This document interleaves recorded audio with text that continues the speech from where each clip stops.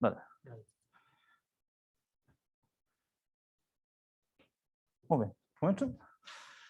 Okay, so very welcome to this afternoon session. Thank you very much for being here, and thanks to the organizers for giving me the opportunity of giving this course. There are many things that you probably and certainly you will know. So my plan is to start from the very beginning, trying to apply dynamical systems to models in biology. Mainly, I'm going to focus my examples on population dynamics. So there are many of examples, but I'm going to take this line. And the question or my intention is just presenting several examples and just to figure out how to take and to pay attention on the techniques and on the problems we can find and we can figure out when we work with them. So don't look for very special examples or very sophisticated, but they're going to be very classical. And my plan is to start from the very beginning. So the 3 lectures will be, lecture 1 will be 1 species, lecture 2 will be 2 species, lecture 3 will be 3 or more species. Okay, so this in principle is the plan. Let me start with the star of everything, which is Maltose and Berghus. So regarding Maltose, you know that it is very well known about mathematics implementation of this theory, but essentially his theory was economical. And from the very beginning, okay, I think it's not easy to take a note because I think you have all the slides of this, and there is a part will be on the blackboard, so you have everything written. So just pay attention and just forget about writing. So essentially, the idea behind Malthus' theory was it is not good to give money to poor people. That's the terrible, but his plan was just very economical. It was very cold, just from the economical point of view. Why? Because if you provide richness to poor people, they use this abundance in order to grow. And if you grow, the population increases even more than the resources you have for it. So this was the idea. And this is called the Maltose Trap. And if you look for the book where he writes about this, you will see that the idea is concentrate on poor people. And this is a very classical behavior regarding the increase of resources in front of the increase of the population. So if you provide resources, population grows much faster, exponentially, we say, than the resources. Okay, so this is the first very interesting model in population dynamics. Okay, so essentially what you know comes from, let's go to the mathematics. You just take your population, you assume it behaves like a function of time. You take into account births and deaths and migration, forget about migration. And the only idea is that this is the ODE that you get, and this is the result. So the result is just an exponential, which the thing that you see. So this is very well-known things, okay? And very easy. Depending on B minus D, the population goes to extinction or just grow exponentially. Okay, okay, it's good, but it's not so important. Next one, okay, and if you want to see how far are we from Malthus exponential growth, okay, you can take the figures from Africa, and they are not so far from exponential growth in the last decades. So, okay, we are not so far from this behavior. Let's go to a second attempt to model this the behavior of a species, which is the one coming from Berghus. In his article, his paper in 1838, he proposed a modification of see, look at this. You remove this part, you have just Malthus model, and just take into account a reduction of the order of the square of the population. If you are just thinking about how to explain this in a differential equation lecture, probably you are not going to explain in this way. But if you give lectures, the way that you are going to do is assume that you have your Malthus model. This is Malthus. And then assume that this K is in fact a function which depends on the population. Okay, the intrinsic growth rate is not always a constant, it depends on the population. And the first thing is, okay, if the population increase, this growth rate must decrease. And if it must decrease, the simplest case is to do it like a straight line. And then what you think is, okay, let me put something like this. This is a straight line. Put here a K if you want, capital K. Put here if you want, or say, I don't know, M. This is R naught. Or put here K. Let me put R, and then this is R naught. And then what you have is this is R naught 1 minus R over K. N over K. This is N. So this is your second model for this growth. If you put this in Maltose model, what you get is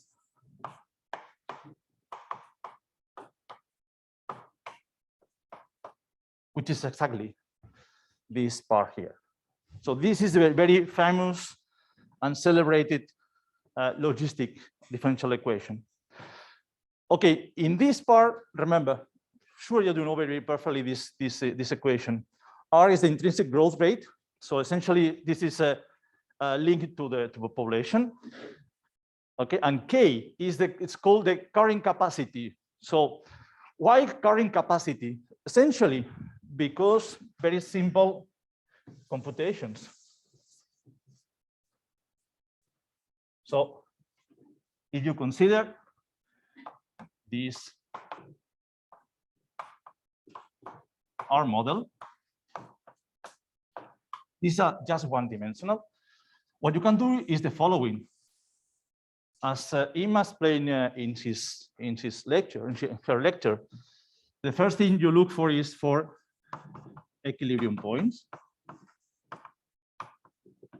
This means points which are at rest. So this means no velocity. And this means this equation to be satisfied. And then you have two possibilities. Or you have n equal to 0. If there is no population, everything remains no population. Or n equal to k. So you have two possibilities, or 0 or k. And if you look the signs of this part of this vector field, you can observe that if you are here, this factor here is positive. So velocity is positive and increase. And if you are in this part, this factor is negative. So this velocity is negative, so n decrease. So this is an attractor, and this is a repeller, at least in this part. I'm just interested in positive or non-negative population. So this is an attractor. So in some words, population tends to reach this value, which should be the capacity, the optimal capacity that your population has in this ecosystem. Okay? So this is our K. Pay attention to this model because it's going to appear in many cases. Okay? Well, this equation is very easily solvable because just you can do it in different ways. It's separable, so you can do it by hand. And if you do it, you get the solution in terms of time. And the solution in terms of time is just reproducing what we are seeing here. So you have, this is the current capacity, and then solutions starting upwards. The current capacity tends to the current capacity when time increasing. And if you are here, also you increase until you reach the current capacity. Remember that you cannot never cross an equilibrium point, okay? Second thing, it is not the same if you start with initial condition in the half the current capacity or behind this current capacity. If you start here, the behavior is just like kind of exponentially decreasing. If you start here, the size, the shape is like an S. It's a classical sigmoidal, which appears in many, many problems in biology. So it's a kind of S, and they reach this saturation if you want. Okay? So this is extremely well known. Let me go further. Okay, examples, sigmoidal. Okay, we have started with continuous systems, with ODEs. Could be interesting to deal with discrete models. Yes or not? When? Well, maybe it could be interesting to deal with discrete models if you are interested in offspring or in separate, or you have data separated in time. For instance, every month or every year or every 2 days. Okay, in that case, maybe you can think that the discrete model could be better. Okay, it approaches better your problem. Techniques are very similar, but there are things that you can find in continuous models, we will see essentially tomorrow, that you cannot get in discrete models and on the other way around.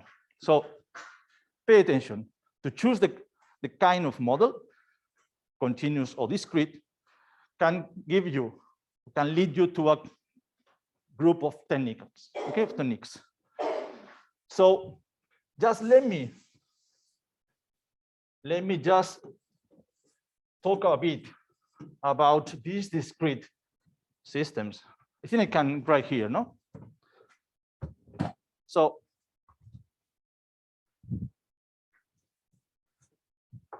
for instance, in our case, this is a very famous discrete version of this logistic ODE. So remember that you have your ODE. This is our case, which should be the discrete map, so the logistic map. Okay, the logistic map is something similar. It could be my population in time t+1 is something like population in time t 1 minus this case here, for instance. Okay, and then you can call this f of nt. Can we do something similar to that Ima explained to us regarding ODEs in the case of discrete maps? Yes, we can do it. So let me just, to simplify, assume that you have this kind of model. You have an iteration. Okay. And then in a moment, I'm going to show you that this is, for instance, this here. For instance, so this is taking k equal to 1. So normalizing. Okay, normalizing the current capacity in order to deal with simpler cases. So this is my map. First thing that you are interested in, this is not in the slides. This part is not in the slides. I'm sorry, just some short note, but I think it's interesting to write it. The first thing you want to look for is for fixed points. So no equilibrium points as we used to deal in ODEs, points where velocity is equal to 0, because we don't have velocity. But fixed points is a point P such that when I apply F, this is going to give, again, P. So this is a fixed point. When I iterate, I get always the same point. In my case, for instance, it should be this equal to this. The good point is that we can do this, if you want, graphically, because this is equivalent to say y equal to p. This is just a straight line. Well, in this way, and y equal to f of p. So to find for intersection of this, or for values of these solutions of this equation, is equivalent to just do this. And if you plot this, this is just your function. This is y f of p. This is y, sorry, and this is x. And then what you do is intersect with y equal to x. So fixed points are just intersection points of my curve with the line y equal to x. And then what you can do is to study stability just looking at the graph. Just for one-dimensional maps, it's possible to do it in an easy way. Okay. So let me work a bit with these kind of things. So this is regarding fixed points. So they are intersection of my curve with the line y equal to x. Second thing, what about local stability? So assume that you have, this is my map, my iteration map, if you want.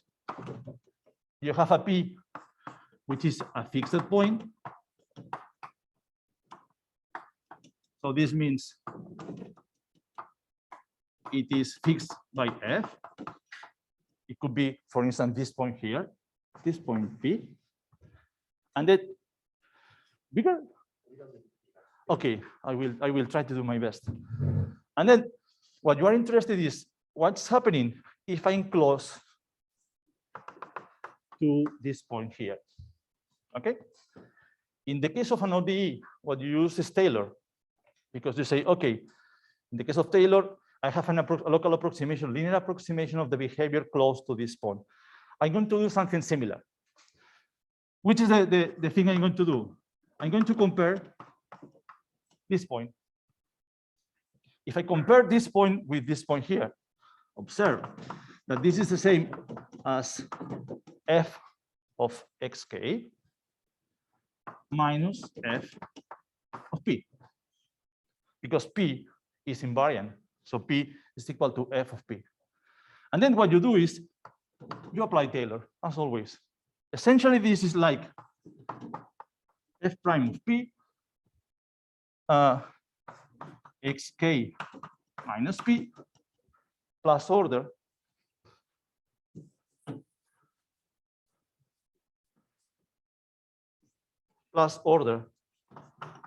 if you want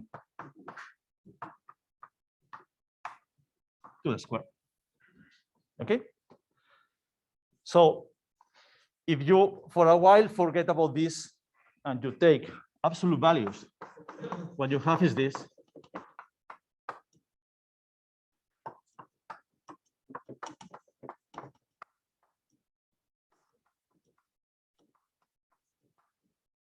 Okay, plus something which is smaller.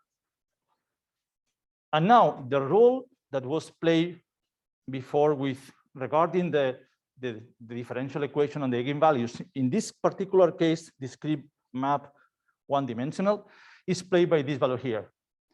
If this is smaller, strictly smaller than 1, if you have that this value here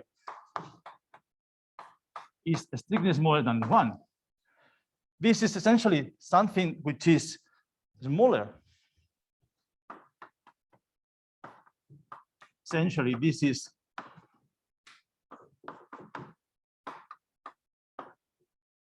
something small. And what you're getting essentially is a contraction. So this means that the distance, when you iterate regarding the distance with respect to the point P, is smaller and smaller and smaller and smaller. So it contracts. If this is contractive, when you add this term here, you can justify that more or less essentially it just keep it. Okay. On the contrary, if this is larger than 1, what you get essentially is this. And then the distance regarding this fixed point increases. In this case, you have instability in this case, you have stability in the sense that it is everything goes to the point P. And what happens when this derivative is equal to 1? Okay, we don't know. It depends on other things. So in the case of all these, what essentially is, it should be that derivative is equal to 0 or not. In the case of maps, it depends if this is in absolute value is equal to 1 or not. If you deal with a map knowing 1 dimension but in 2 dimensions, you will know, or you will see, or you know already know, that this depends if your eigenvalues are inside the circle of radius 1, outside, or just on it. Okay? So this is regarding local stability. What can you say also coming from our map, from our graph? Let me do more things.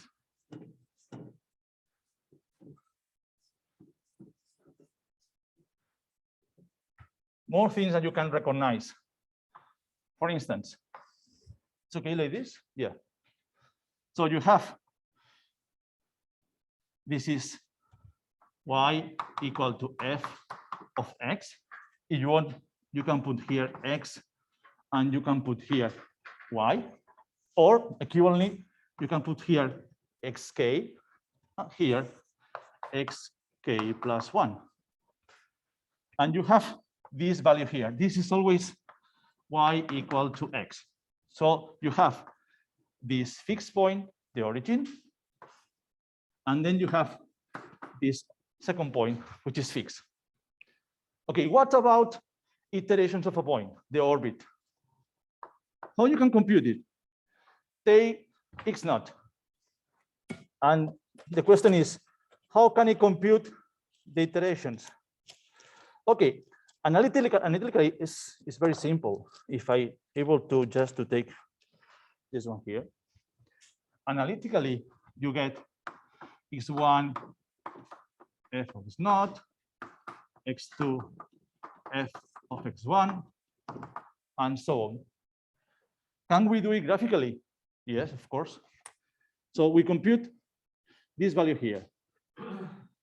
This is x1. But of course, x1, you can do the same and put it here, because this is the line y equal to x. And then you apply the image of x1, which is this one here. And then you do the same. x2. So what you get is something like steps. So some steps.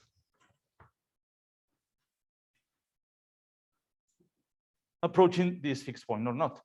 And if you do in the other way around, you have the same, something similar to this one, and you will do this. Okay, things. So you can plot all the images of a map just playing with this line y equal to x. Can we recover bifurcations like in the continuous case? Yeah, of course. For instance, can we recover a transcritical or a pitchfork bifurcation? So let's do it. So some bifurcations.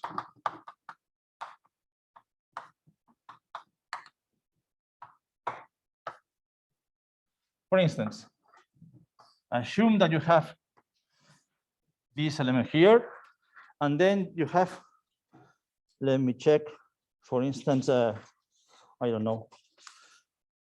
Okay, this one here.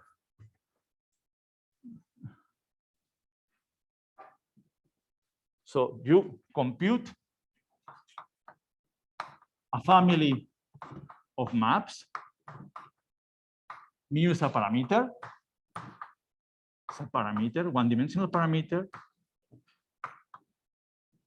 And then assume that for a given value, you have this situation here. Okay? I continue increasing the value of mu. I reach this point. I plot the same. But in this moment, what I get is something like this.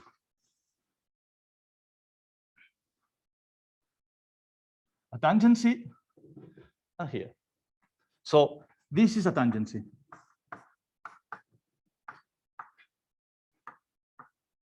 Okay. So I'm approaching in a form that just tangent to this straight line. Observe that if you take this point here, P is a fixed point because it's just intersection with this line. So f of P is equal to P. Moreover, if it is tangent, what you get is that the derivative is, in this case, exactly to 1. So we're just in this point where we cannot decide if we are just contracting or just expanding. And assume that you increase the value of mu. Okay. And then this function here, just do this. Okay, you all pass. And then you have P1, and then you have P2, which is the kind of bifurcation we have. So just try to figure it out, and then we do the plot. Regarding this, okay, this point is always here. So the origin is always a fixed point.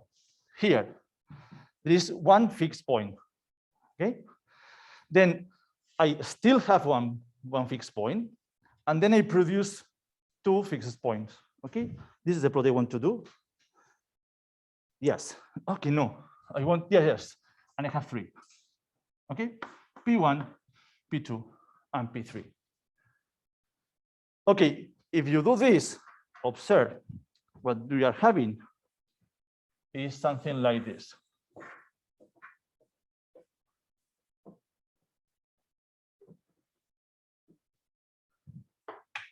So you are moving mu, and then in this point you have, so you have one equilibrium that could be, for instance, this value here. Okay, I have this equilibrium here, and then in this point I still have it, and then this point bifurcates in. I'm doing the plot correctly.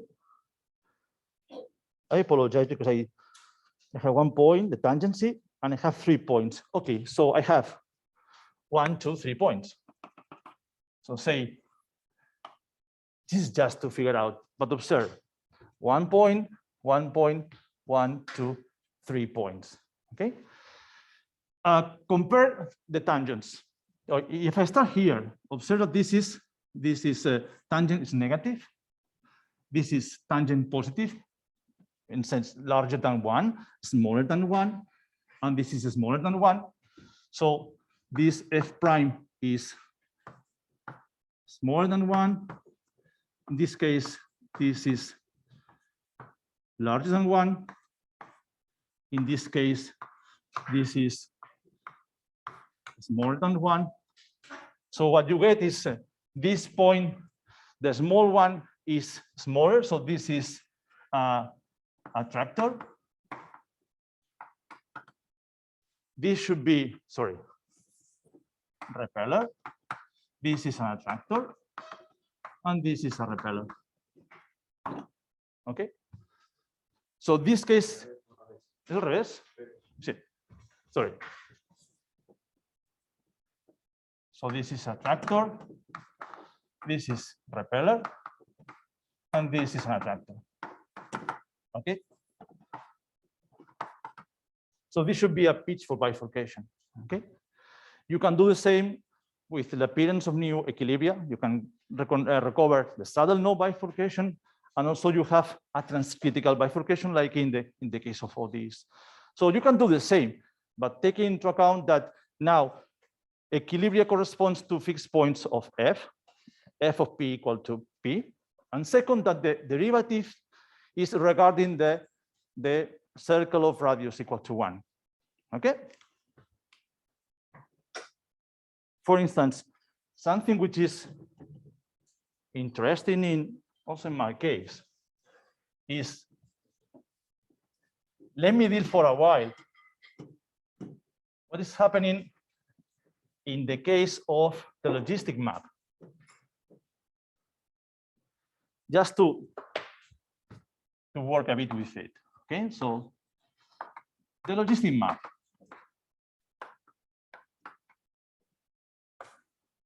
Consider this iteration.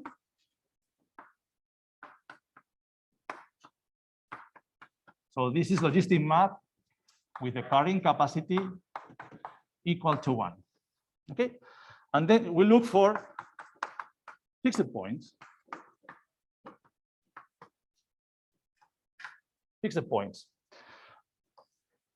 Remember, fixed points means this equal to this one.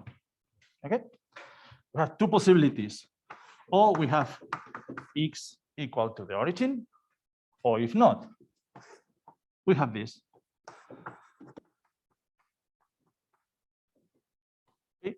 And in this case, you get that this is 1 minus 1 over r, or if you want,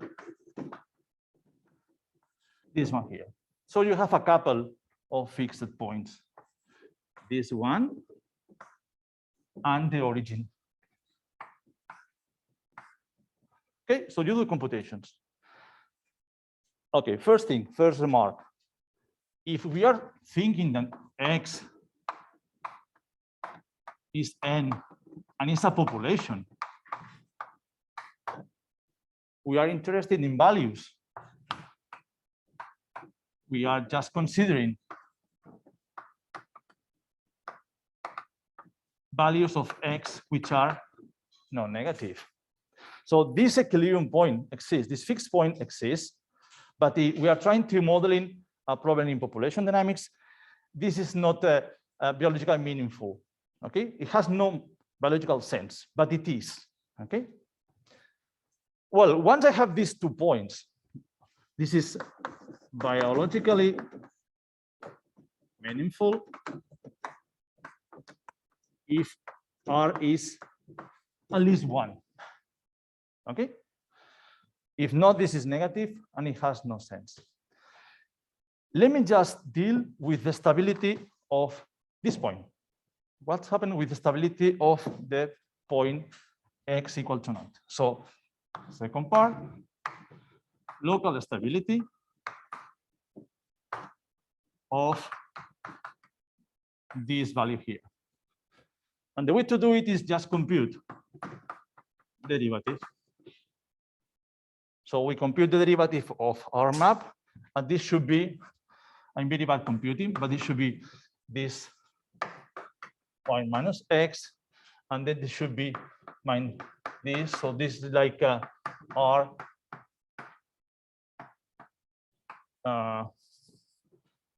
Yes. See?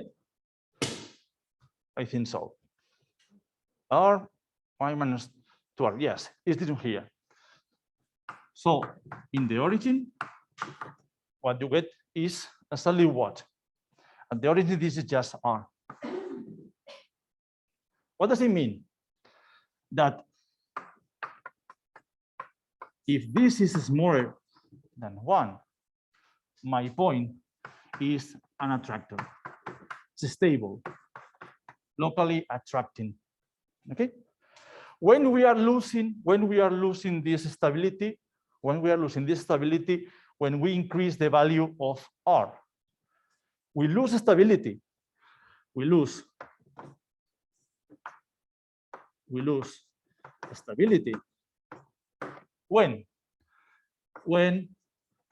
R is equal to 1. At this point, we cannot say, we cannot decide. Why? Because for R equal to 1, this is 1. We are just arriving to the border when we can say if our map is contracting or is repelling.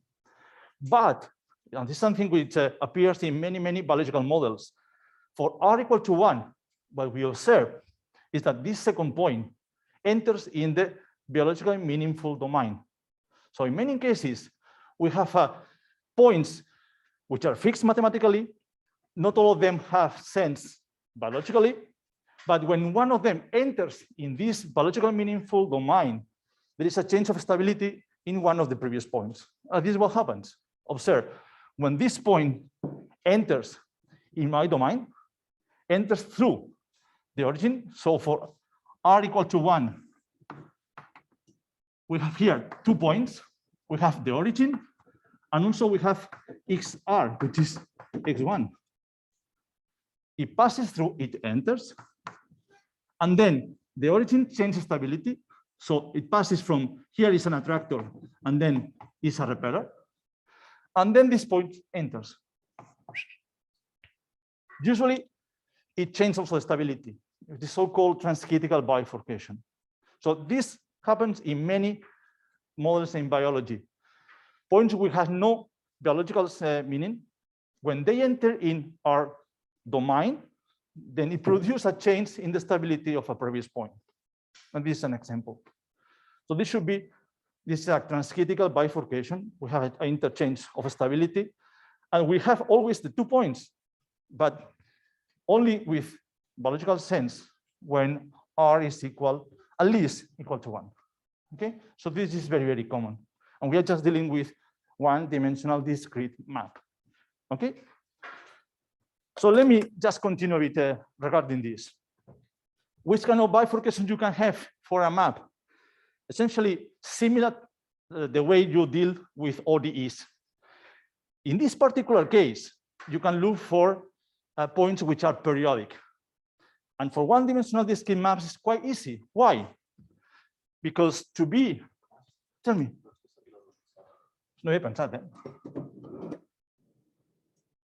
Yeah. Okay, great. So in our case, a point is too periodic. What does it mean? That if I apply f squared, this is the same point. But if you want, this essentially equivalent to say that P is a fixed point of the function f squared. So if you are interested in looking for 2 periodic points in the logistic, what you can do? Compute f squared. When I say f squared, I mean this composition. It's not to the square, it's the composition of both. So you just compute this new map and look for fixed points of this map. And then you get points which are 2 periodic. Of course, any fixed point is also 2 periodic. And so on, and you can do it. In the case of the logistic, it's very famous. And if you do this, just increasing the value of R, what you get is, okay, no. The famous Feigenbaum effect. So you increase R and you are just doubling the period each time. And what you get is something like this. So you are getting more and more and more points which are periodic, or period 2, 4, 8, 16, etc. And there is a moment that you reach in a chaotic zone. Okay, something I found quite funny is, can we hear the chaos? So let me do it. I found this in YouTube and I found interesting. I hope we can, no, let me try. Can I do it? Tell me. See, should be, okay. No, this is not a, just subversions. So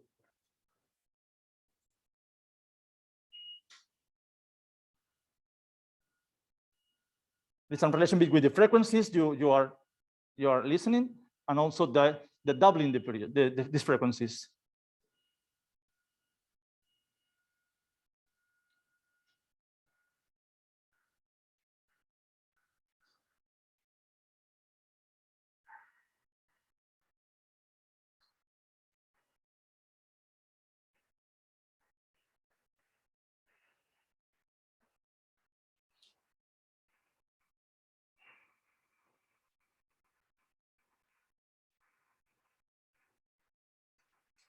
And then we are reaching.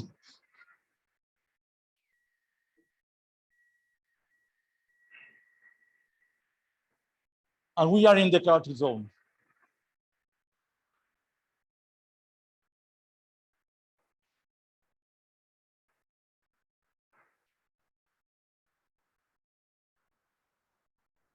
Okay, this is not relevant, but it's freaky, but it's interesting. Okay, you can do it once if you want, but okay. More spectacular? No, it's not. Do you think I have closed this part? No. Tell me what I should do not to.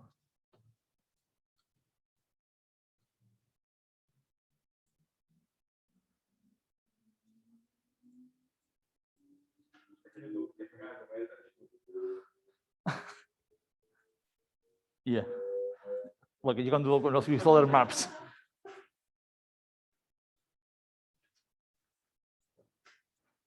Yeah, slides one PDF. Sí, supongo que sí.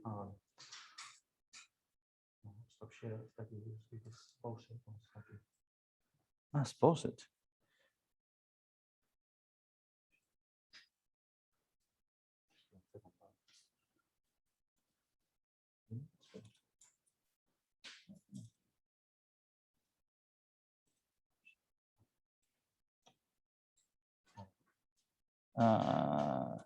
Yeah, I don't know.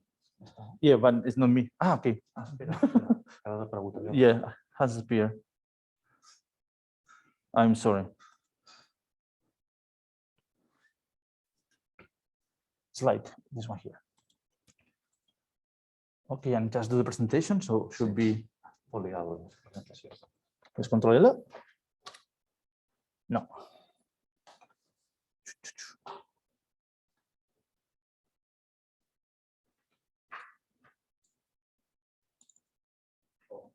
I have no idea. More presentation? No. No tengo idea.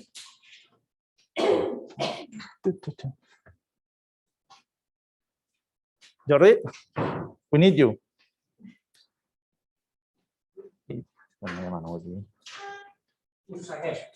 Perfecte. Com es fa per presentar aquí? Modo presentació. En modo presentació?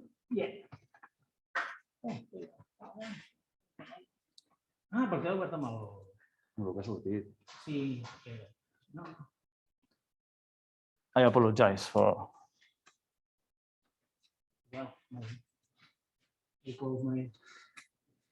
Pot tornar a obrir? Sí, perquè he obert amb el Chrome.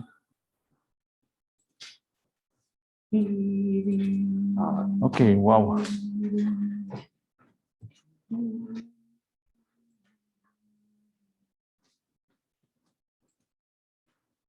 Oops. It should work. No. First time, yes. És que l'has de tenir actiu. Vale. Ja està. Okay. Thanks, Jordi. Okay, I think I should do some break in 10 minutes. Okay, so this is regarding this behavior. So the final idea is, okay, decide if you're looking for a continuous model or discrete model, and you can find different things. And there is a kind of techniques that you can use in both cases. What I want to do is the following. So just without losing one species model, I'm going to concentrate in ODE, one-dimensional ODE. Should be a population. If you do anything with this population, this is going to, I can assume that it's going to follow a logistic law. But let me just to try to harvest. I mean, I want to take some profit of this population. So you can think about fishes. I'm going to fish, okay? And my simple model is going to be this one here. So I have a population of fishes, okay, or something in a farm, and I want to just to take some profit in a particular way. In this particular way, I'm going to remove and to take every unit of time some fixed quantity. If you are going into the fishing model, it is called Chaffer fishing model, and this E is written in the form K, Q, A prime. Q is the catchability, and E prime is the human effort to catch. And my interest is very simple. I want to fish, say every year or every unit of time. And the problem is, which is the quantity I should fish every unit of time in such a way that the yield, the profit is maximum, and I don't make the population to disappear, to go into extinction. And with this very simple model, observe that we can play many things, and we have to be a bit careful with the computations. Everything is just very simple. There are no computation that you need more things than just first course in your graduate studies. So very, very simple things. So this is my model. What I want to do is the following. We'll try to do in the Blackboard because I think it's a bit better. Okay, we'll try to be quite relaxed and try to be careful. I'm going to compute the fixed points. Of course, the fixed points will depend on this E, which is fixed. Okay, one's going to be the origin, and the second one, well, we'll see. After this, I'm going to compute the yield. And I want to know which is the yield I can get if I choose this value. Third thing, I'm going to look for which is the maximum E I have to remove in order that the yield is maximized. And then try to discuss. Of course, I can do it this, but it is safe. I can ensure that the population, the fish population is going to be stable. Or maybe I'm just fishing a bit more and it's going to disappear. Can I analyze it? Okay, so this is the problem. So take this and then just look for fixed points. In this case, it's going to be equilibrium points. Why? Because we are dealing with an ODE. So in this case, just let me remove this part and I will continue after the break. What I want to do is something which is very, very simple.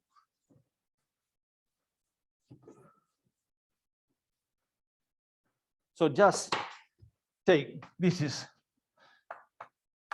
my model. So this is a logistic one, my logistic model. And then I'm going to remove a fixed quantity. This is fixed every unit of time. Okay, every month, every year, when you decide. Okay, so first thing, equilibrium or equilibrium points. Look for equilibrium points. Equilibrium points corresponds to points with zero velocity.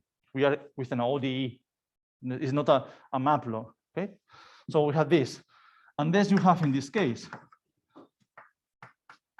this part here.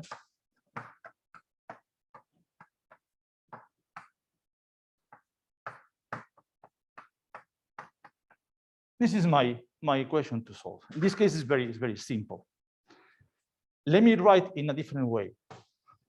This is exactly the same as doing this. And then, if you want, this is just to compare two curves. This one, which is a parabola,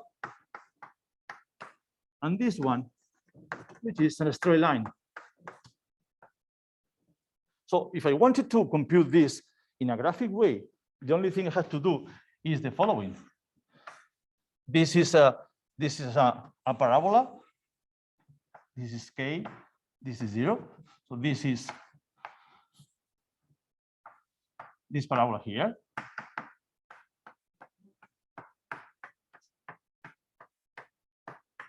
And then I look for intersection with this straight line with a slope given by E. So I just do this. And then what I get is this point is always in the intersection. So this is always a fixed point. The equilibria are always the origin. And this point here, which is, say, NH. So I have always 2 points. Okay. What I want to know is, okay, can I compute this value here? I will do after the coffee. I think I will do the break, but I will do this. Once I have this, I will compute which is the corresponding yield. The yield is the profit I get is nothing more than this. This is my profit, okay? When I have this, I want to know which is the E such that the yield is maximum, because I want to take the maximum profit I can. So I want to look for this, and this will give me an E maximum and a Y maximum. And once I have this, I want to study what happens with the system. Is this possibility good for the system? If I'm very close to getting the maximum yield of this model, I'm in danger of just that this fishing population go to extinction. Yes, no, it's sensible. It's very sensitive. I mean, if I very close to this is a model, mathematical model. If I'm really playing with these quantities, do I take or can I have the possibility that produce my fishing population goes to extinction in a very, very fast way? So we're going to do it just after the break, just with a very, very simple model. It's a toy model, but it's quite interesting. Okay. So after the break, 5 minutes break. So 5 minutes break, and we will do this with detail. Do you have any question or no? Is this correct? This mask is horrible. Okay. So yeah, it's in a certain moment you think that I'm not clear or I'm really dark. Please stop me, and I can repeat everything as many times as you need to be clear. So don't hesitate to do it. Okay, 5 minutes break. Me estoy muriendo.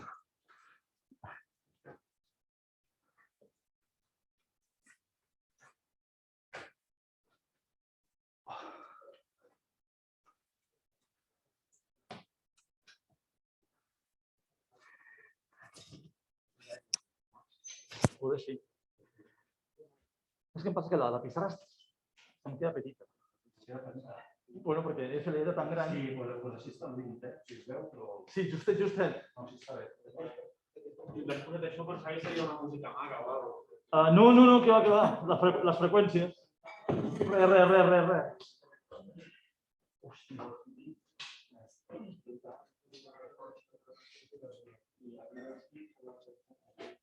Si no s'entén el maig, digue'm, tu tens confiança? Digue'm. ¿Qué va? Dijo puro. Estoy cardíaco puro, soy puro corazón cardíaco. ¡Wow! Hostia, eso de las frecuencias, ¿qué es? ¿Qué te pones a...? No, es un tipo de esto que lo que hace es le asigna una frecuencia a cada una de los roles que aparecen.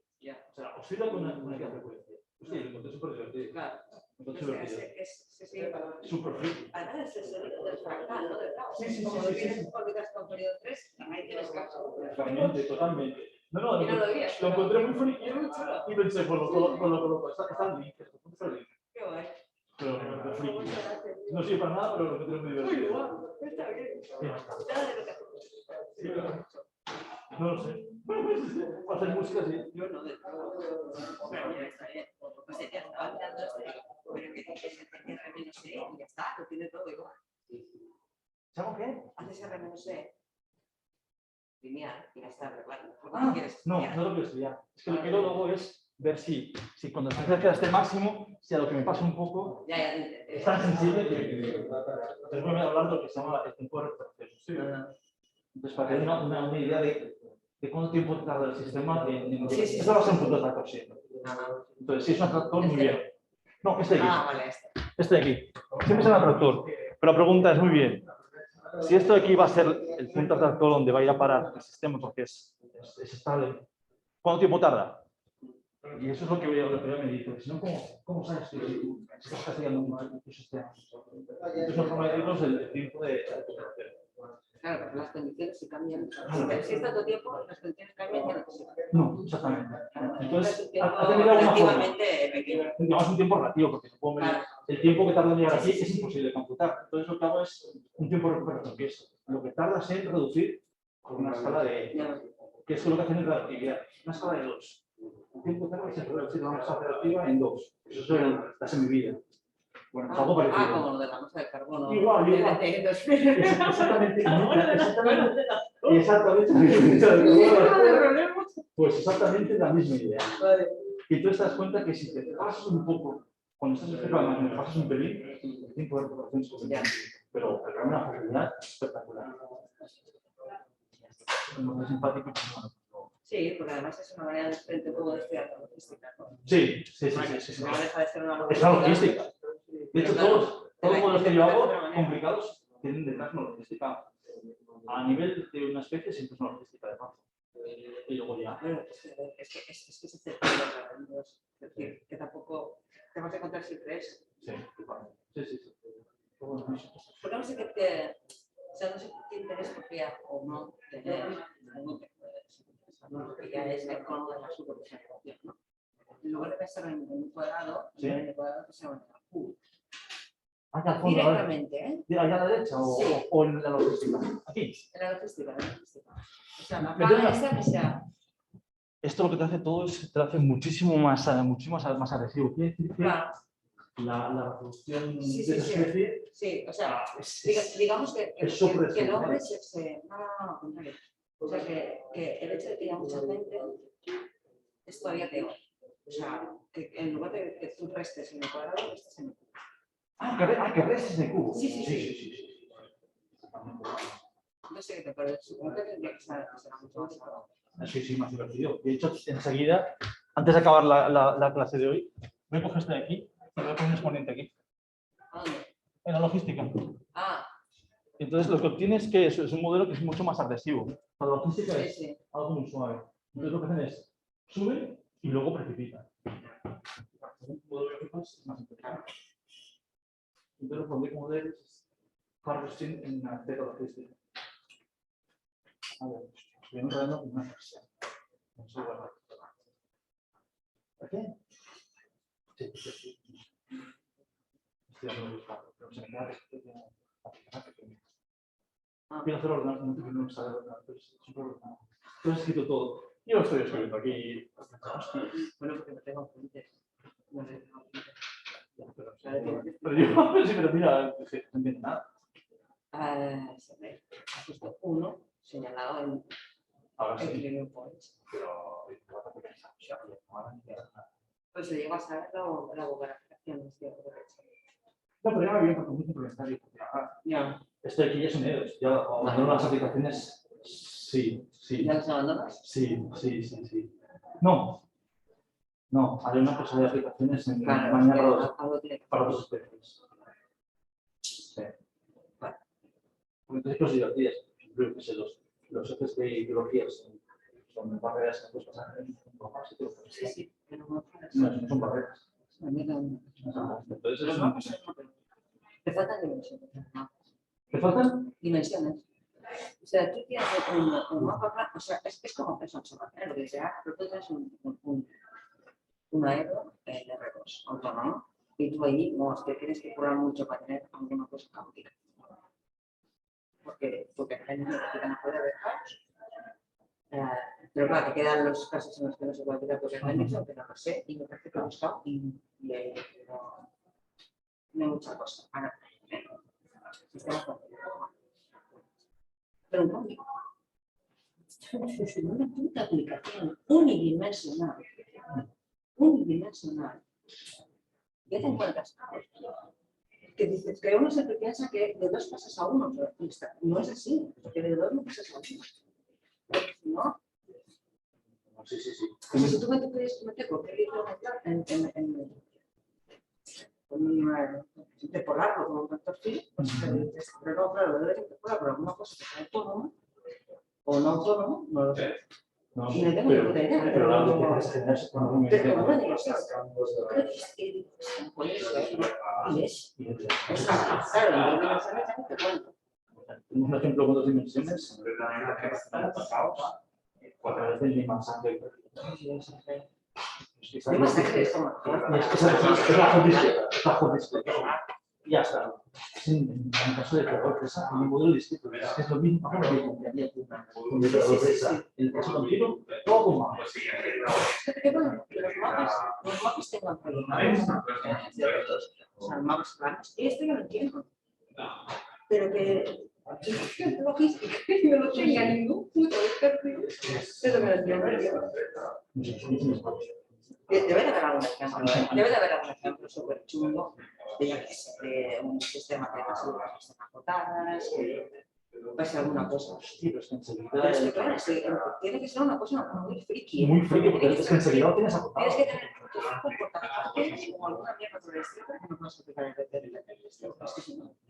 No, a mí se me escapa. Yo No. no lo conozco, pero. Yo no lo conozco, lo busqué y se había alguien ayer diciendo algo, pero no sé qué hacer. Y como tampoco la gente se pone a pues me ajata, no saber. Al mismo. Salir de los mejores, pero no sé. No, pues claro, es que se me escapa. ¿Sabes? O sea, hay algo ahí que te pasa, no me lo decir, ¿sabes? Yo no tengo. ¿Qué hace que tenga esto? No tengo sentido. Absolutamente. Vale. Lo que sí que es verdad, es claro, como mapas, el doble, la situación está en el periodo, no había nada. No. No hay nada. No. Es un poco lo que. No. Tendrías ciclos límite, pero ya es mucho más avanzado. No, es que ya no te lo pierdes todo. O sea, realmente te pierdes cosas. Cuando si tú coges un mapa tiempo de punto igual a 1, no sé, no, algo más. De punto igual a alguna cosa. En ese tiempo, el mapa tiempo A es muy diferente. Coges tiempo 2, que si coges tiempo 2 veces lo que tienes, si coges una cosa que sea irracional, si no sé qué, pero igual, claro. Entonces verdaderamente estás usando de un flujo a un mapa, pero claro, de un flujo a un mapa se usa mucho más. Y debe de ser alguna mierda de esto. No lo sé. Es un tema. Sí. Yo haría 4. Flujo a tiempo, porque vengo deformado por eso.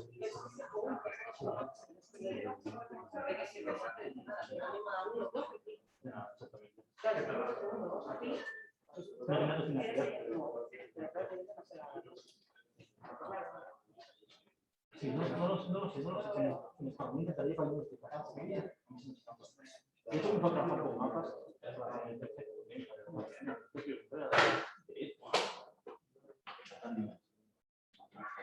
Eso es lo que decía, los mapas son más fáciles. Sí, eso es lo que digo siempre, es lo que digo Luis. Yo sé, però no és. Jo tampoc ho veig.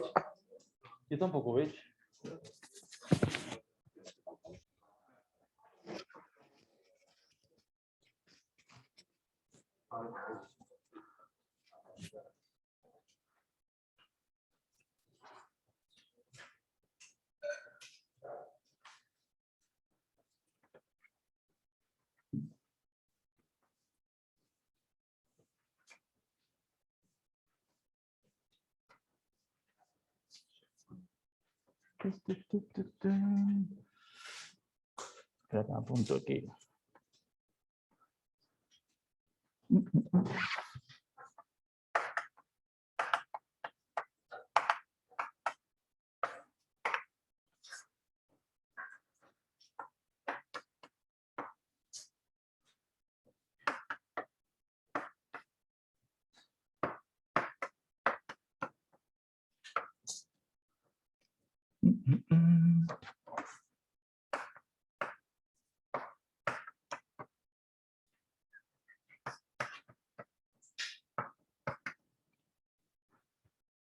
Okay, so let's continue with this idea. So there was a question.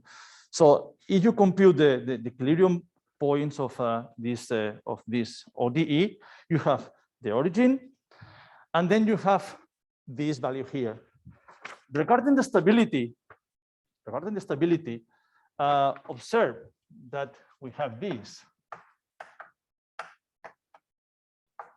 This is 1 minus n over k minus en. And you can just get the stability just comparing this function on this line. So for instance, if we are in this case, so if we are here, what's happening? In this case, the function is larger than the straight line. So this is bigger than this one here, and this is positive. If this is positive, n increases. So this is like this. And if you are in this part here, you have that the function, so this parabola is just behind the straight line.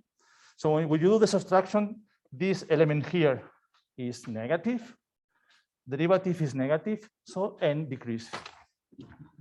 So this point is always an attractor, and this point is always a repeller, always. Okay? So you compute this point, you compute which is the yield corresponding to this point, which is this value here.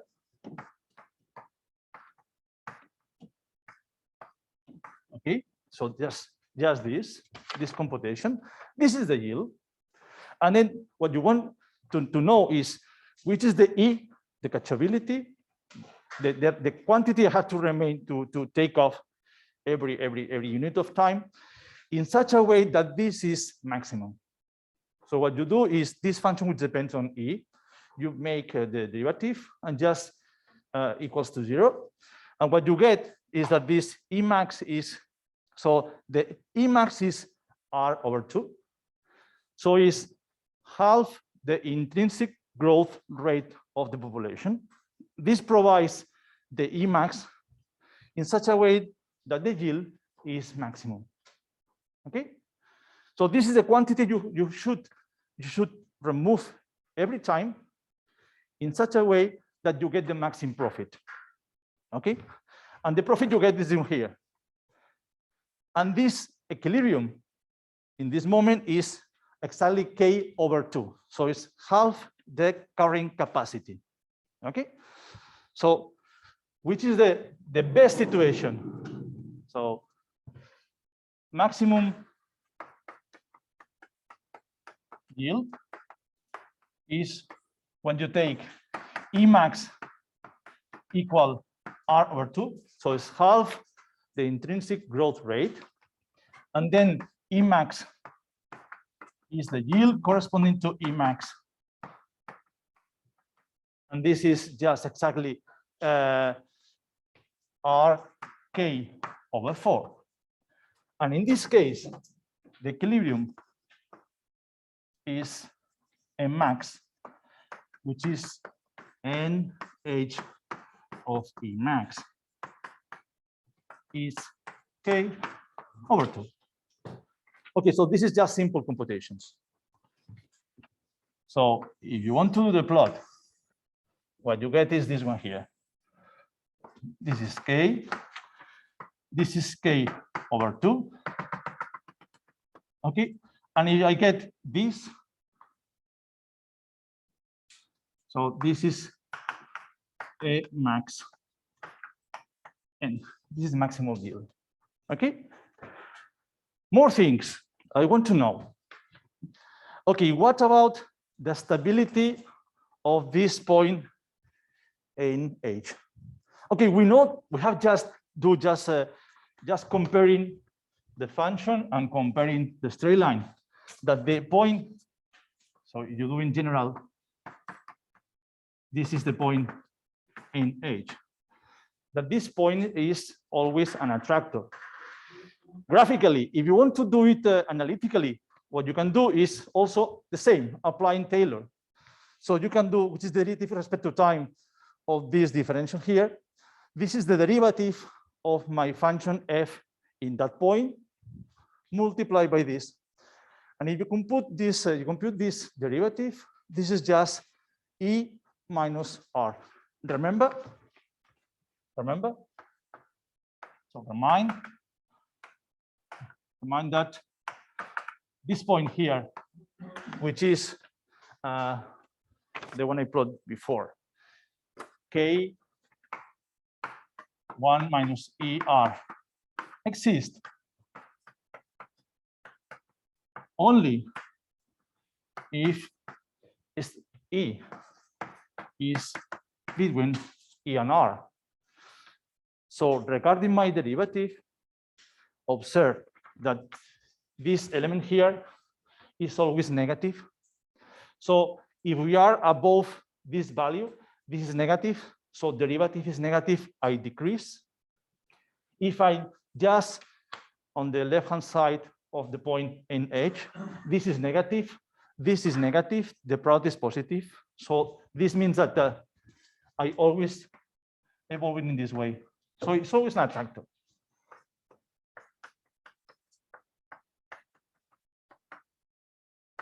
So the only thing to remark is, okay, whenever you decide and you get this NH as the new equilibrium point, this is always an attractor, okay? Which is the second step I'm interested in. Okay, if this is an attractor, how can I measure the effect of my fishing, of my harvesting on the population? And one way to do it is something which is called the recovery time. What is the recovery time? Graphically, it's very simple to understand. It's everything written here, but the idea is, okay, I can just fish in my population, but how I know if I'm fishing too much or not? I cannot compute the time I need to go to the track to the equilibrium point because this is infinite. But I could say, okay, one way to measure if I need a lot of time to go to the equilibrium is I take NH. I choose a point here, for instance, this is for time t. And I say, okay, which is the time I need in order to reduce, because this is an attractor, okay? Which is the time I need in such a way that they reduce after this time. I reduce this in a given factor. For instance, in relativity, we used to have two. It's quite like a semi-life, if you want. In my case, because it's better for my computations, I'm going to choose a factor of E. So I define recovery time. It is written here. Recovery time, ER, in the following way, is the time I need is such that when I compare this value, the distance of this population with respect to the equilibrium, and this is the starting one, the first distance divided by E. So it's the time I have to wait for in such a way that the distance to the equilibrium, to the attractor, is reduced by a factor of E. Why E and not 2 or 3 or 4? Because everything is dealt with exponential, so it's much convenient for mathematics, but it's nothing else, okay? So I'm going to compute this. Why? If I need a very long recovery time, this means that I'm really pushing, I'm really doing bad things. I'm making my population very slow to recover the original equilibrium or the equilibrium it tends to. So this is not a good politics. Okay, I need something which is allows my system to recover equilibrium in a, say, fast way. So this is the condition. So observe that this is the condition I have written there. And I'm going to compute TR. How you compute TR? Okay, so if you compute TR, the way to do this is just what happened with my dynamics close to NH. Close to NH is just the previous equation I plot. If you just linearize, what you get close to NH is this equation here. And this equation here, if you solve it, what you get is that n of t minus this equilibrium behaves like an exponential. So this is for this part of the equation. So this is exactly this part of the equation. So this means that this should be like exponential minus R minus E T. This is this part here. This is the factor. And this is the time I want to compute. So this should be the same.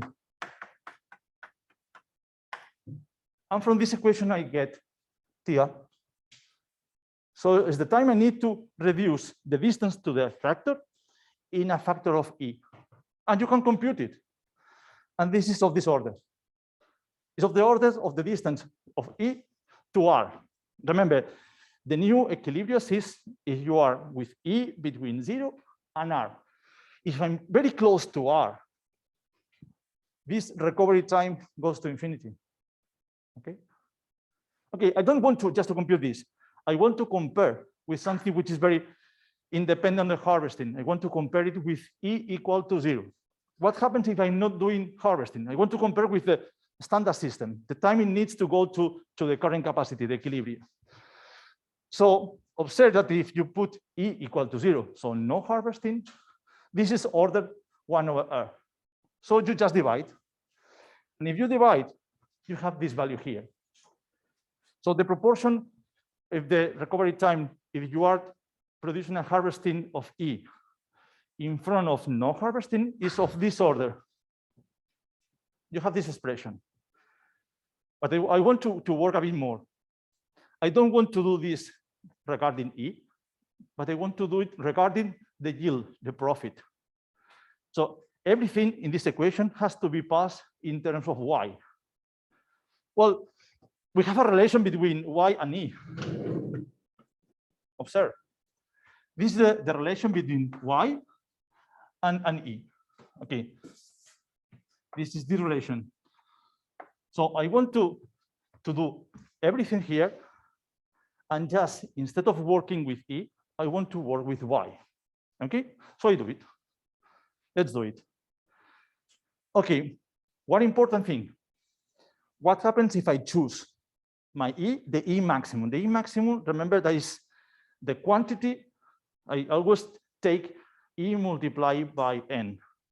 If I take the E maximum, which gives me the maximum profit, which is the recovery time needs my system to reach, okay, something which is a factor of E. So which is the factor?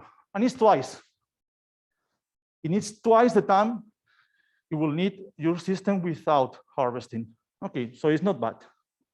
Twice.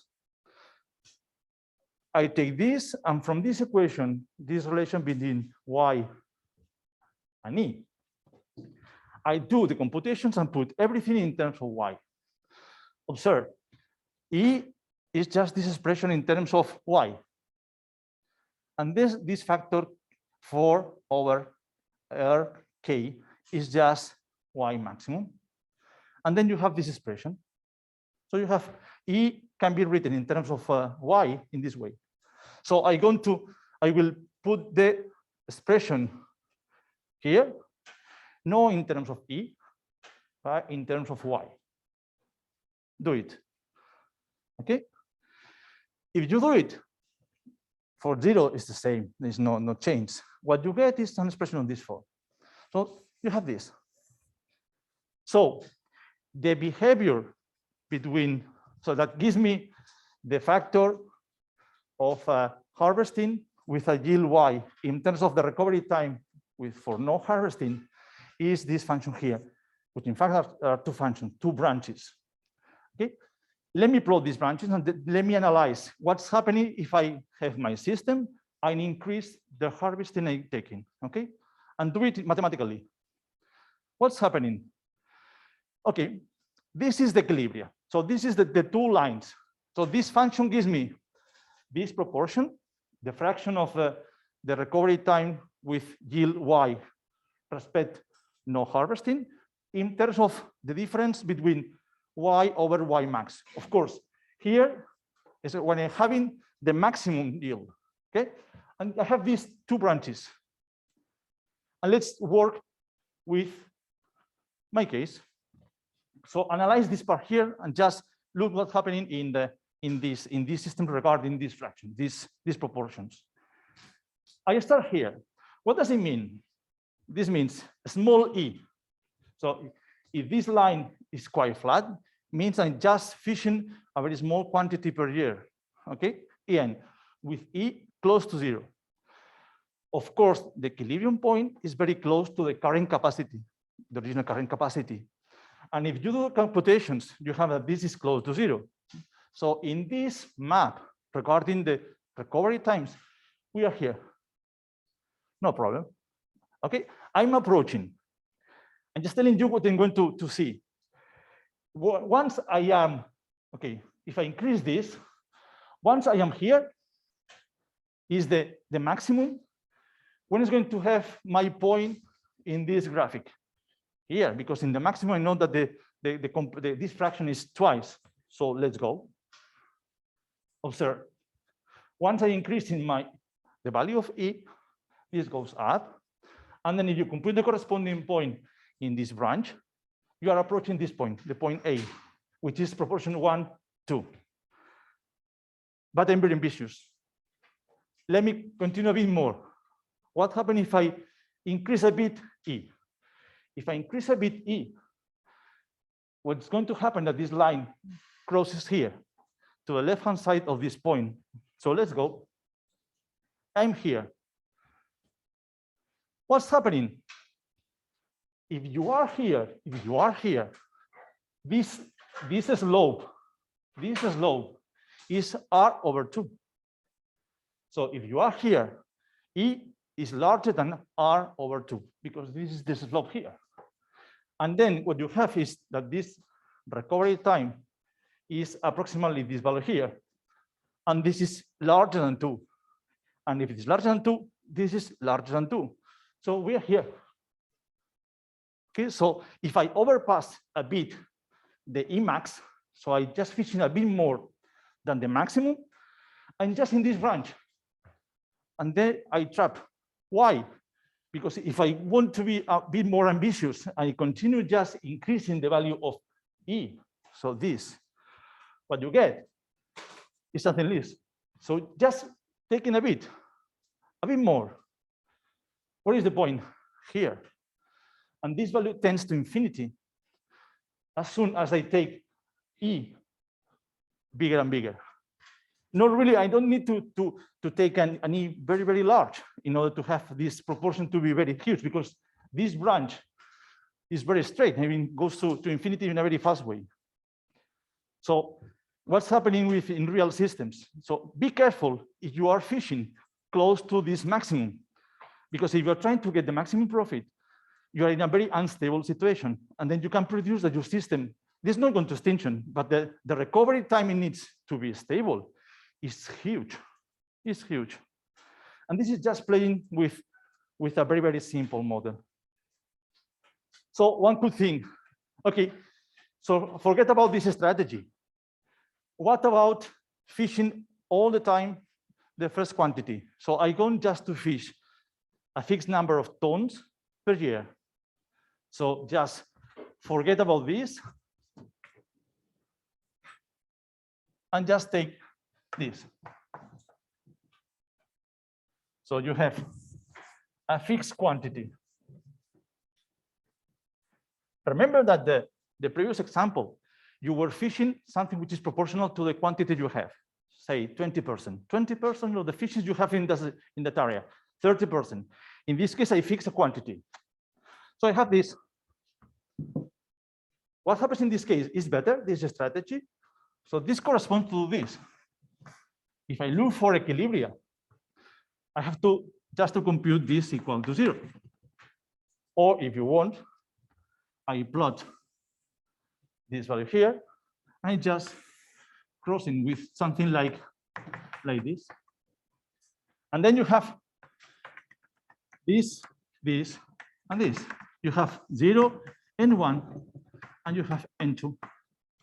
You have 3 equilibrium points, which are the stability of each one. It's very easy to compute. For instance, in this area here, in this zone, you compare the parabola and the horizontal line. The horizontal line is up, is greater than the parabola. So this means that this is larger than this. So this is negative. Derivative is negative. So n decrease. Okay. I'm here. The parabola is larger than the straight line. So this value is larger than this one here. So this difference is positive. So it means that n is increasing. And here is, so this is repeller, unstable, and this is attracting. The only equilibrium point that you can get in real life is this point. This is, forget about them. You cannot get it. So assume that we are in this case. Of course, if y naught is too large, if you put y naught here, what's happened? If you fish too much, you have that this value is always negative. If it's always negative, this always decrease, and then the population goes to extinction. So you cannot fish the quantity you decide. You have to be very careful. In this case, you can do the same. I can compute which is the recovery time. In this case, if I'm close to this equilibrium, which is the time I need in order to reduce the distance to this equilibrium by a factor of E. And I can do the same process as before. And if you do this, this is the expression that you get, which is quite similar to the previous one, but the other one have a 1 plus minus.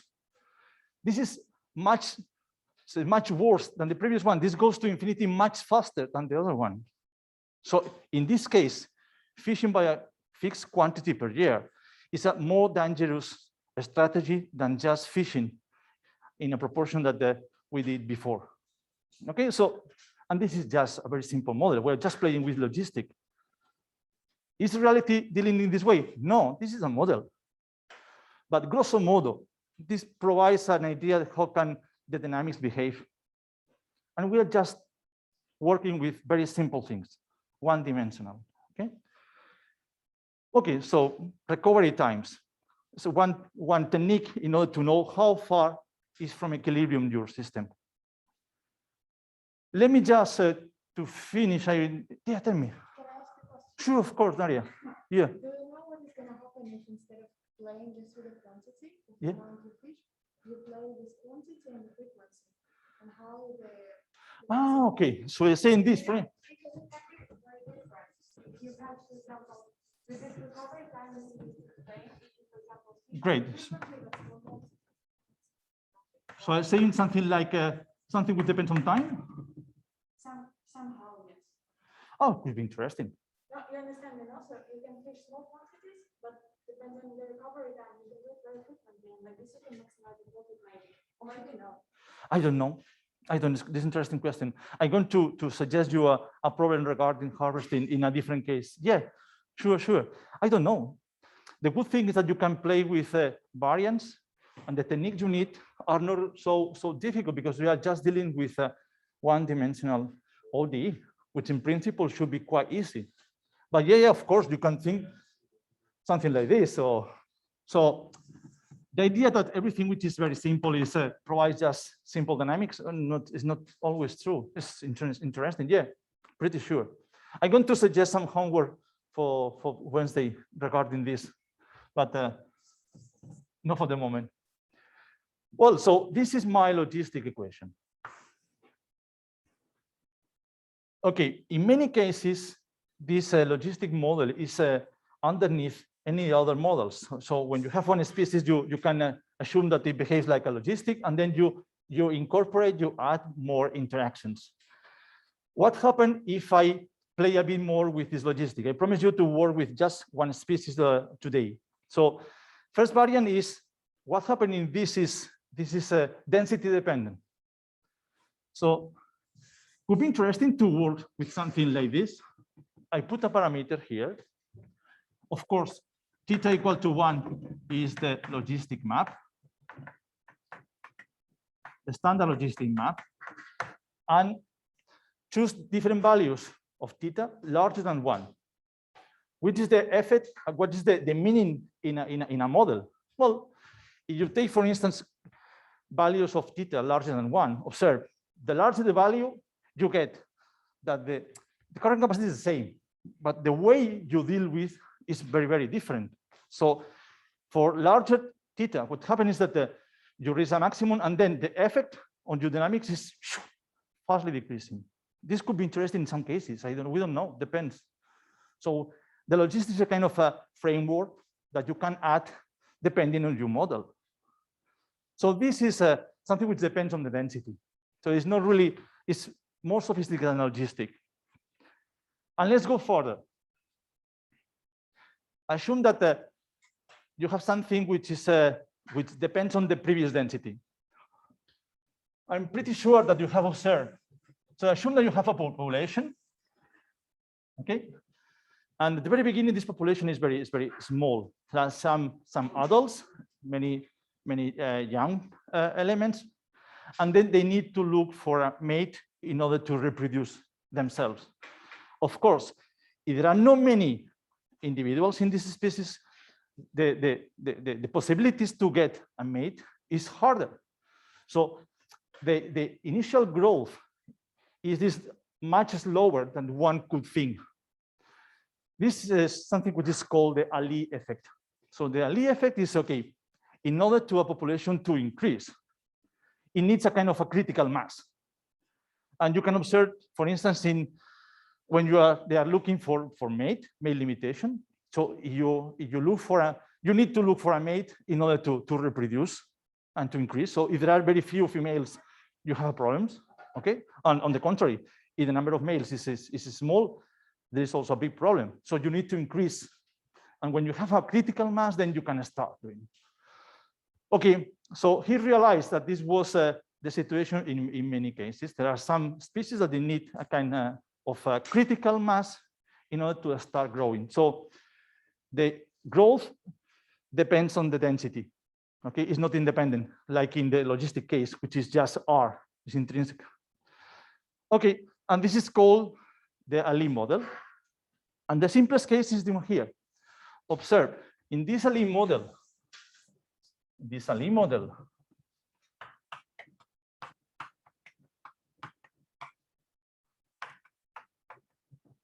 what you add is this term here, which is depends on the density. So this is the original logistic, and then you add this term here.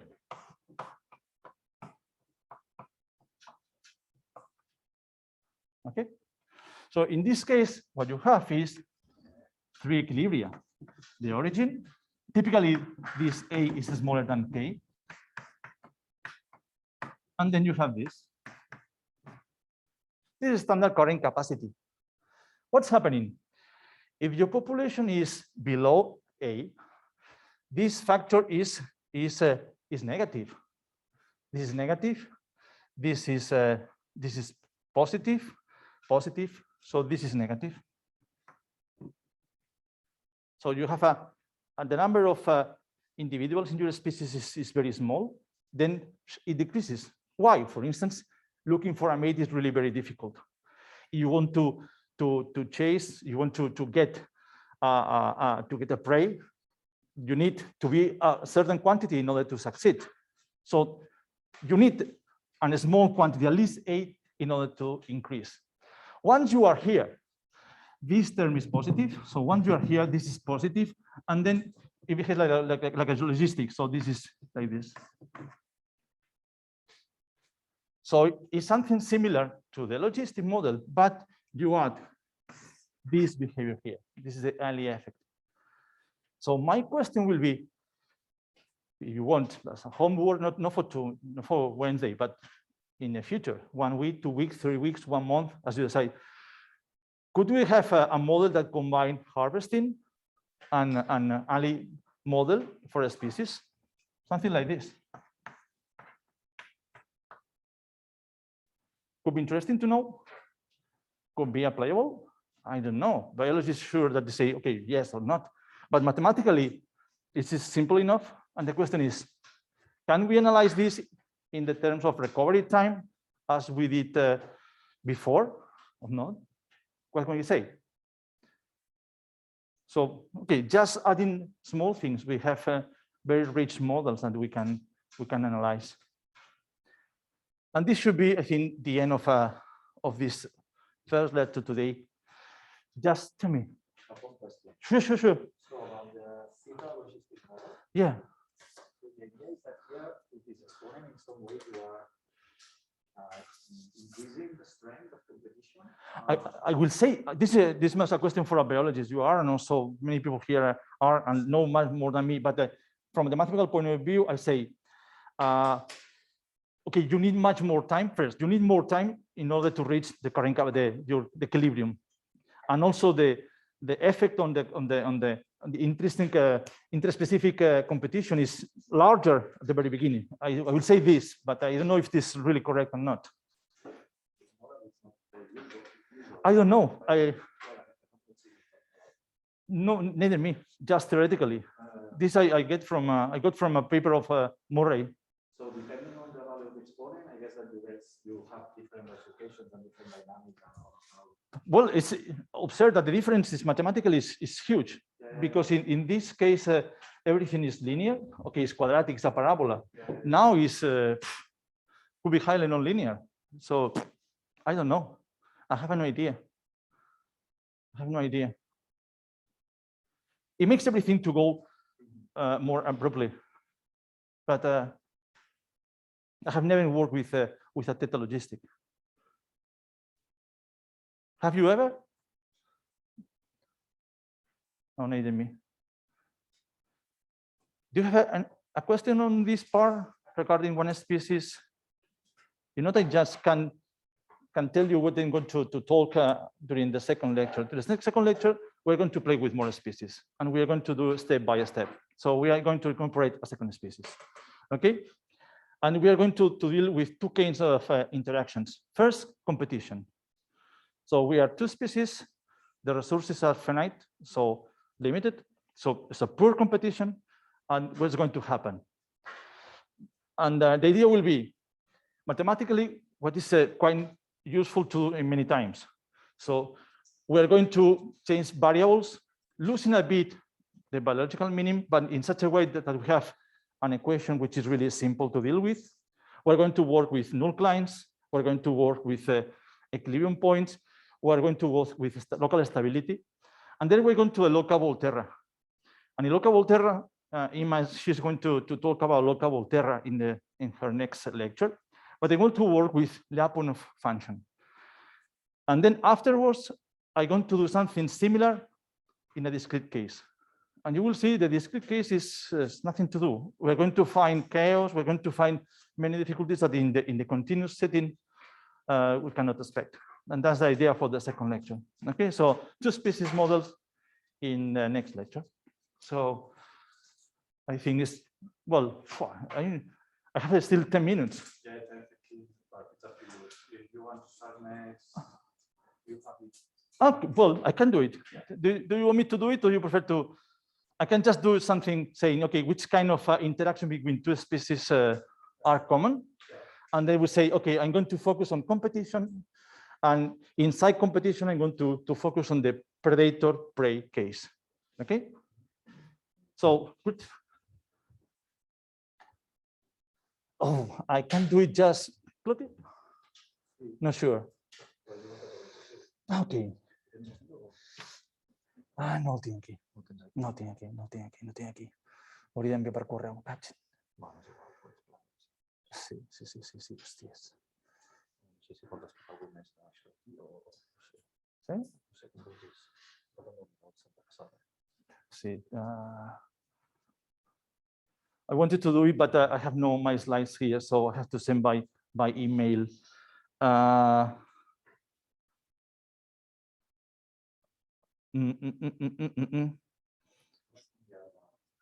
Sí. I think you have them, but see? Just give me 1 minute. If not, that will be, I promise, that's going to be very soft.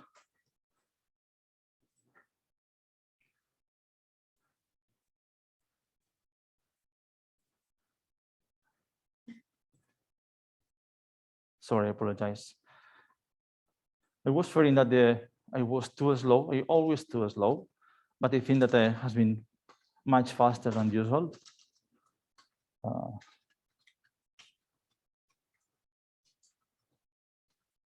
Don't worry. No. Just give me 2 minutes. I want.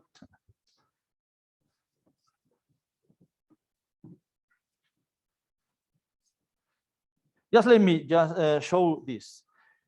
Assume we are going to produce a model of two species, two interacting species. Okay. So you have one species and the second one. Then assume that if there is not interaction of the other one, each one follows a kind of logistic model. So you can assume that this one follows something like this.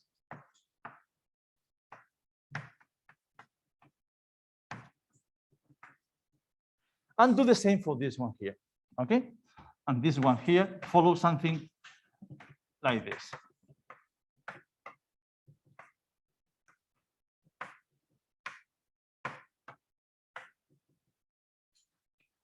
Okay, now let them to interact. If we want them to interact, which can be the interaction between them, depending if they are just helping each other or if they are competing. For instance, if I wanted to compete between them, which is the term, which is a possible term I should choose here? Well, for instance, if I want to produce the interaction of this, the competition of this variable y, I could have something like alpha, depending on the number of y. Where? Sí. Sí, señor. Y, and also this is an X here. Sorry, this is logistic. Okay, so for instance, this should be, if I wanted to add a competition, we have some term. This alpha depends on the profit that, no sé, I don't know, the species Y takes from X. And also some L term should include the probability that X and Y meet each other. So this could be a possible model. And similarly, you can do something in the other way around. This could be a possible simple competition model. And then the idea is to discuss this model in terms of K1, K2, alpha, and beta. If I want to produce something which is very qualitative, I need to reduce the number of parameters. If you have a model and you have many parameters, to analyze the model and to analyze possible bifurcation is very difficult because, of course, you are very accurate, but you are losing dynamics, and then you need to fix some of them in order to show what's happening. So one possibility is to say, okay, assume that they are very similar, and the current capacity for each one is equal to 1. You're kind of normalizing the model. This is not true, of course, but qualitative can give you a kind of idea. And then you have two parameters. And then what you produce is, if you want, what's happening in the alpha beta parameter space regarding, for instance, the stability of a possible equilibrium point. So there is always an equilibrium between the accuracy of the model and also the number of parameters you need. If you want to put many parameters in your model, it's very difficult to provide a qualitative picture of the dynamics. You need to go into the numerics. But on the contrary, if you go to a simple models, you must take into account that everything is more qualitative than quantitative. And there's always this possibility. Big models, small models. Many parameters, few parameters, okay? So this is one thing you should decide when you do modeling. For instance, you could do, as Mayra told us this morning, and she's going to tell us in the next lectures, regarding COVID. You can produce very accurate models for COVID. You can include the number of people is in the hospital, if they are in a critical state or not, and you can add many of them. But if you put more than 3, 4, 5 parameters, forget about to do a kind of analysis of bifurcation of stability because it's completely impossible. Okay, so you can do numerics, or you can fix many of the parameters and just pay attention on one of them. On the contrary, if you deal with very easy models, you have something which is qualitative, but of course, we are not so accurate as the previous one. So there's always this balance with this kind of models. Okay. So next lecture, I'm going to go to this one. I love qualitative models because you can see things that in the accurate models it's impossible to observe. So I apologize for that. Okay, for this part, I thought I was finishing later. So next talk will be on 2 species on Wednesday. And of course, if you have any other question, I will be happy to answer you if I know the answer. Is that okay? Sure. No, thanks to you. I'm sorry. I apologize for the chaotic